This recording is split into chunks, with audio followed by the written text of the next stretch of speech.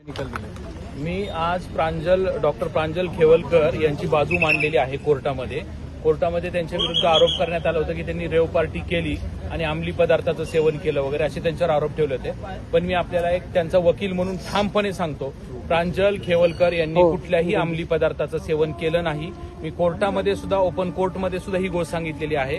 माझे medical reports papers ज्यावेळेस येतील, ब्लड सॅम्पल्स येतील, त्यावेळेस लक्षात येईल प्रांजल खेवलकर यांनी कोणत्याही प्रकारचं अंमली पदार्थाचं सेवन केलेलं नव्हतं. त्याचबरोबर इतर जे आरोपी होते, माझे सहकारी होते, त्यांनी त्यांच्याही आर्ग्युमेंट वगैरे त्याच्यामध्ये युक्तिवाद केला.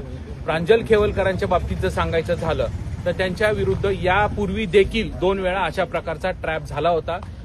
डॉक्टर प्रांजल खेवलकर ज्या हॉटेलमध्ये राहिला होते त्या हॉटेलमध्ये जाऊन रेकी करण्यात आली होती. रेकी झाल्यानंतरून कालच्या ह्याच्यामध्ये त्यांना स्पॉट करण्यात आलेले. हा सगळा प्लॅन्टेड प्रकार आहे.